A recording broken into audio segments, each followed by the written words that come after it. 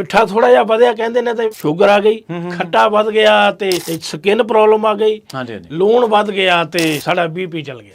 ਅੱਧਾ ਚਮਚਾ ਤੁਸੀਂ ਸੌਂਫ ਦਾ ਲੈ ਲਓ, ਅੱਧਾ ਚਮਚਾ ਲੈ ਲਓ ਜਵੈਣ ਦਾ, 2 ਚਮਚੇ ਲੈ ਲਓ ਜੀਰੇ ਦੇ। ਇਹ ਰਾਤ ਨੂੰ ਭੇਂ ਦਿਓ, 1 ਗਲਾਸ ਪਾਣੀ ਦਾ ਰਾਤ ਨੂੰ ਭੇਂ ਦਿਓ। ਸਵੇਰੇ ਉੱਠ ਕੇ ਖਾਲੀ ਪੇਟ ਇਹਨੂੰ ਉਬਾਲ ਕੇ ਤੁਸੀਂ ਕੋਸਾ ਕਰਕੇ ਉਬਾਲ ਕੇ ਫਿਰ ਕੋਸਾ ਕਰਕੇ ਉਹਨੂੰ ਪੀ ਲੈਣਾ। ਉਸੇ ਦਿਨ 10 ਮਿੰਟ ਦੇ ਅੰਦਰ ਅੰਦਰ ਤੁਹਾਨੂੰ ਉਹਦਾ ਰਿਜ਼ਲਟ ਮਿਲਣਾ ਸ਼ੁਰੂ ਹੋ ਜਾਊਗਾ। ਤੁਹਾਡਾ ਪੇਟ ਜਿਹੜਾ ਆ ਤੁਹਾਨੂੰ ਦੱਸਣ ਲੱਗ ਪਊਗਾ, ਤੁਹਾਨੂੰ ਸਾਹ ਖੁੱਲਾ ਆਉਣ ਲੱਗ। ਹੁਣ ਸ਼ੂਗਰ ਹੈ, ਛੋਟੇ ਛੋਟੇ ਬੱਚੇ ਨੂੰ ਹੋਈ ਪਈ, ਉਹਨਾਂ ਦੀ ਪੇਰੈਂਟਸ ਨੂੰ ਆ।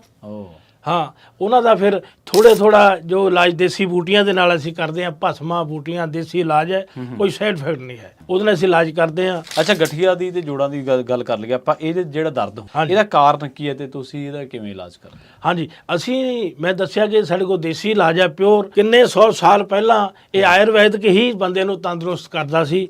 ਦੇਸੀ ਚੀਜ਼ਾਂ ਹੀ, ਇਹ ਬੂਟੀਆਂ ਹੀ ਸੀਗੀਆਂ। ਮੈਂ ਹਰ ਵੇਲੇ ਕਹਿੰਦਾ ਹੁੰਦਾ, ਸਾਰਾ ਕੁਝ ਦੁਨੀਆ ਭਰ ਦਾ ਖਾਓ, ਹਰ ਰੋਜ਼ ਨਾ ਖਾਓ। ਸਤਿ ਸ਼੍ਰੀ ਅਕਾਲ, ਤੁਸੀਂ ਜੁੜੇ ਹੋਏ ਹੋ ਪੰਜਾਬੀ ਰੇਡੀਓ USA ਦੇ ਨਾਲ ਤੇ ਪ੍ਰੋਗਰਾਮ ਸਿਹਤ ਸੰਭਾਲ ਦੇ ਵਿੱਚ ਤੁਹਾਡਾ ਸਾਰਿਆਂ ਦਾ ਸਵਾਗਤ ਹੈ। ਪੰਜਾਬੀ ਰੇਡੀਓ USA ਦੇ ਇਸ ਪ੍ਰੋਗਰਾਮ ਦੇ ਵਿੱਚ ਅੱਜ ਦੀ ਇਸ ਕੜੀ ਦੇ ਵਿੱਚ, ਅੱਜ ਦੇ ਇਸ ਐਪੀਸੋਡ ਦੇ ਵਿੱਚ ਆਪਣੇ ਨਾਲ ਜੁੜਨਗੇ ਵੈਦ ਲਖਵਿੰਦਰ ਸਿੰਘ ਜੀ। ਪੰਜਾਬ ਤੋਂ ਚੇਚੇ ਪਹੁੰਚੇ ਨੇ, ਪੰਜਾਬ ਦਾ ਟਿਕਾਣਾ ਤੇ ਇੱਧਰਲਾ ਉਹਨਾਂ ਦਾ ਕੰਟੈਕਟ ਨੰਬਰ ਵੀ ਤੁਹਾਡੇ ਨਾਲ ਸ਼ੇਅਰ ਕਰਾਂਗੇ। ਪਹਿਲਾਂ ਉਹਨਾਂ ਦਾ ਕਰਦੇ ਹਾਂ ਸਵਾਗਤ। ਸਤਿ ਸ਼੍ਰੀ ਅਕਾਲ ਲਖਵਿੰਦਰ ਸਿੰਘ ਜੀ, ਸਵਾਗਤ ਹੈ ਪੰਜਾਬੀ ਰੇਡੀਓ। ਸਤਿ ਸ਼੍ਰੀ ਅਕਾਲ ਜੀ। ਸਤਿ ਸ਼੍ਰੀ ਅਕਾਲ ਜੀ। ਅਮਰੀਕਾ ਆਏ ਹੋ ਤੇ ਕਿਵੇਂ ਲੱਗ ਰਿਹਾ? ਵਧੀਆ ਲੱਗ ਰਿਹਾ? ਬਹੁਤ ਸੋਹਣਾ ਜੀ, ਤੁਹਾਡਾ ਮੁਲਕ ਬਹੁਤ ਸੋਹਣਾ ਜੀ, ਤੁਹਾਡੇ ਬੰਦੇ ਬੜੇ ਸੋਹਣੇ ਆ ਜੀ। ਥੈਂਕ ਯੂ, ਧੰਨਵਾਦ ਬਹੁਤ ਬਹੁਤ।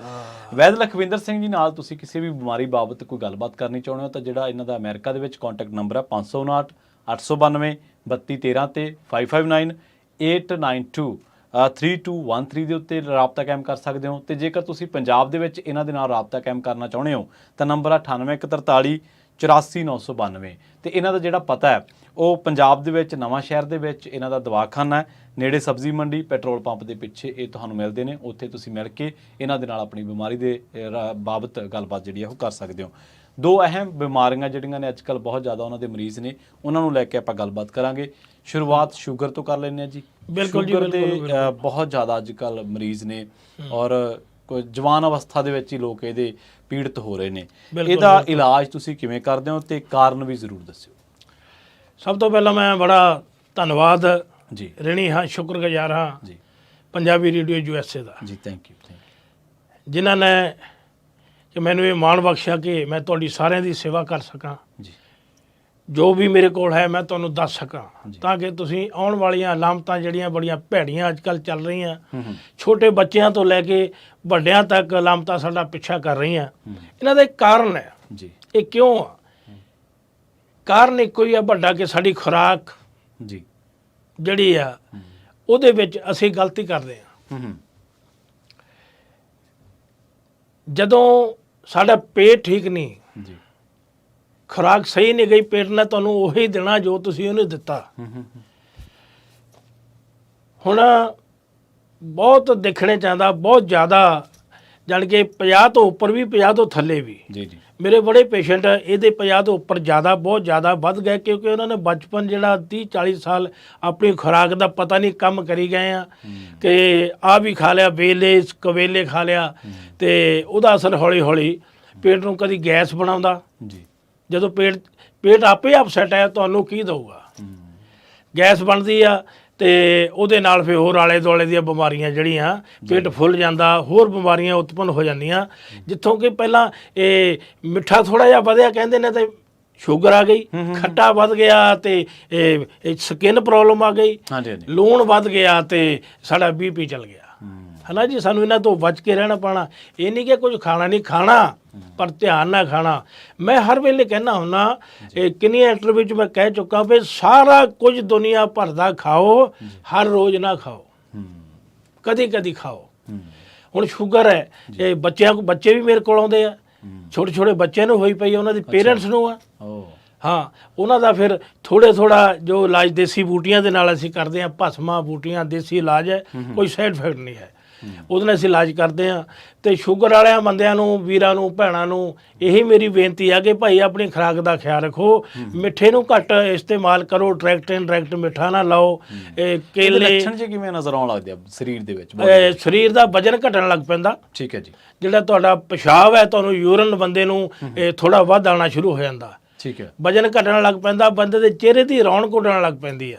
ਉਨੀਂਦਰੇ ਦੀ ਹਾਲਤ ਵੀ ਹਾਂ ਅਨੀਂਦਰੇ ਦੀ ਹਾਲਤ ਤੇ ਥੋੜਾ ਪੇਟ ਦਾ ਅਪਸੈਟ ਰਹਿਣਾ। ਸਭ ਤੋਂ ਪਹਿਲਾਂ ਬਿਮਾਰੀ ਪੇਟ ਤੋਂ ਆਉਂਦੀ ਹੈ। ਸ਼ੂਗਰ ਵਾਧੀ ਤੁਹਾਡੇ ਪੇਟ ਨੂੰ ਤੁਸੀਂ ਉਹ ਦੇ ਨਹੀਂ ਰਹੇ ਜੋ ਤੁਹਾਨੂੰ ਚਾਹੀਦਾ ਹੁੰਦਾ। ਜੀ ਤੇ ਕਈਆਂ ਦੇ ਟੀਕੇ ਲੱਗਦੇ ਆ ਤੇ ਇਨਸੂਲਿਨ ਬਣਦਾ ਨਹੀਂ, ਇਨਸੂਲਿਨ ਬੜਾ ਸਲੋ ਬਣ ਰਿਹਾ। ਠੀਕ ਹੈ ਨਾ। ਮੈਂ ਇਹ ਕਹੂੰਗਾ ਕਿ ਆਪਣੇ ਦੇਖੋ ਇੱਕ ਮੈਂ ਦੱਸਦਾ ਤੁਹਾਨੂੰ ਸਾਰਿਆਂ ਨੂੰ ਤੁਹਾਡੇ ਜੀਣ ਦਾ ਤਰੀਕਾ, ਤੁਹਾਡੇ ਰਹਿਣ ਦਾ ਤਰੀਕਾ, ਤੁਹਾਨੂੰ ਕਰਨਾ ਕੀ ਚਾਹੀਦਾ ਉਹ ਤੁਹਾਡੇ ਘਰ 'ਚ ਹੀ ਆ।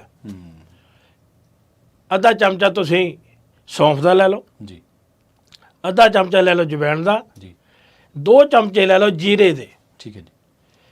ਇਹ ਰਾਤ ਨੂੰ ਭੇਂ ਦਿਓ 1 ਗਲਾਸ ਪਾਣੀ ਦਾ, ਰਾਤ ਨੂੰ ਭੇਂ ਦਿਓ। ਸਵੇਰੇ ਉੱਠ ਕੇ ਖਾਲੀ ਪੇਟ ਇਹਨੂੰ ਉਬਾਲ ਕੇ ਤੁਸੀਂ ਕੋਸਾ ਕਰਕੇ ਉਬਾਲ ਕੇ ਫਿਰ ਕੋਸਾ ਕਰਕੇ ਉਹਨੂੰ ਪੀ ਲੈਣਾ। ਉਸੇ ਦਿਨ 10 ਮਿੰਟ ਦੇ ਅੰਦਰ ਅੰਦਰ ਤੁਹਾਨੂੰ ਉਹਦਾ ਰਿਜ਼ਲਟ ਮਿਲਣਾ ਸ਼ੁਰੂ ਹੋ ਜਾਊਗਾ। ਤੁਹਾਡਾ ਪੇਟ ਜਿਹੜਾ ਆ ਤੁਹਾਨੂੰ ਦੱਸਣ ਲੱਗ ਪਊਗਾ, ਤੁਹਾਨੂੰ ਸਾਹ ਖੁੱਲ੍ਹਾ ਆਉਣ ਲੱਗ ਪਊ। ਠੀਕ ਹੈ ਜੀ ਜੀ। ਇਹ ਬਹੁਤ ਹੀ ਕਾਰਗਰ ਤਰੀਕਾ ਆ।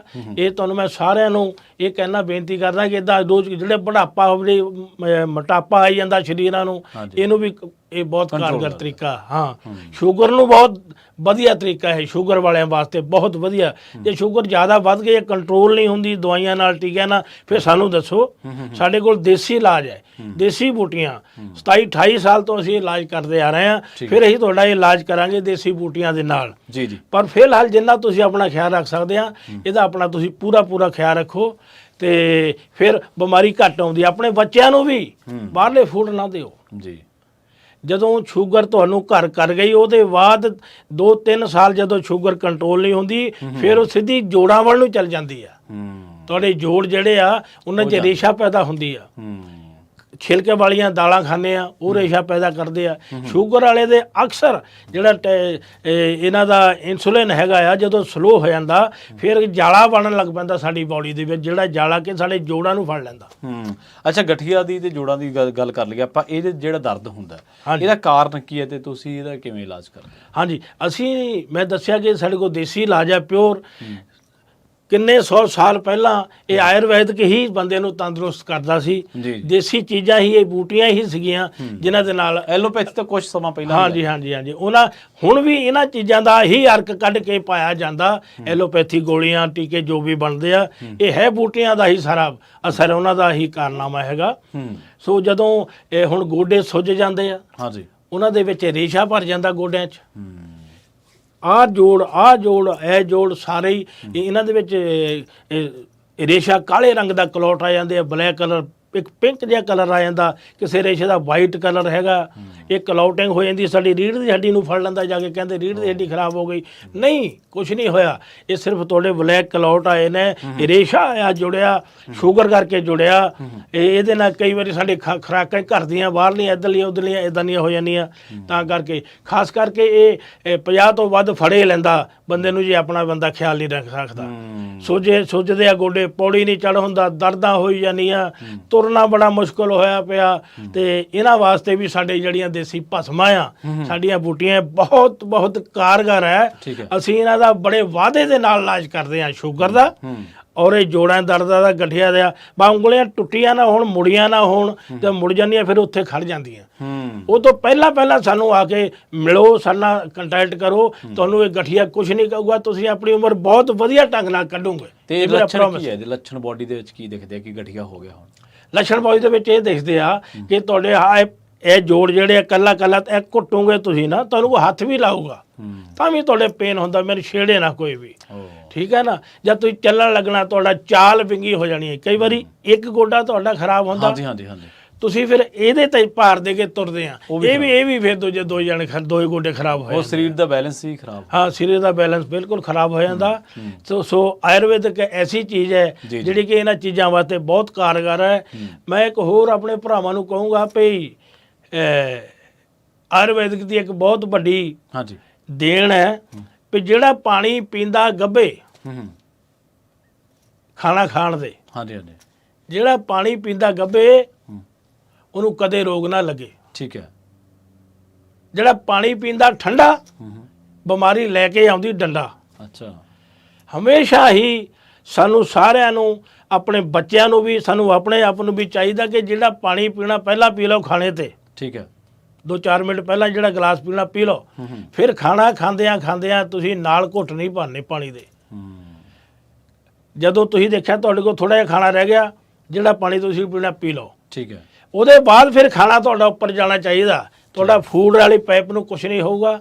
ਜਿਹੜੀ ਤੁਹਾਡੇ ਅੰਦਰ ਇੱਕ ਅੱਗ ਬਲਦੀ ਹੈ, ਖਾਣੇ ਭੱਠੀ ਚੱਲਦੀ ਆ, ਉਹ ਫਿਰ ਉਦਾਂ ਦੀ ਹੀ ਮੱਗ ਜਾਣੀ ਆ। ਜਦੋਂ ਅਸੀਂ ਪਾਣੀ ਪੀਣ ਤੋਂ ਬਾਅਦ ਫਿਰ ਖਾਣਾ ਖਾਣ ਲੱਗ ਪਏ, ਖਾਣਾ ਖਾ ਕੇ ਹਟ ਗਏ, ਫਿਰ ਕੁਝ ਨਹੀਂ, ਫਿਰ ਅੱਧਾ ਪੌਣਾ ਘੰਟੇ ਬਾਅਦ ਬੋਡੀ ਨੂੰ ਪਾਣੀ ਨਹੀਂ ਦੇਣਾ, ਉਹਨੂੰ ਉਸ ਸਰੀਰ ਨੂੰ। ਹਾਂ, ਇਹ ਵੀ ਬਹੁਤ ਵਧੀਆ। ਠੰਡਾ ਪਾਣੀ ਨਹੀਂ ਕਦੀ ਵੀ ਤੁਹਾਡਾ ਪੀਣਾ।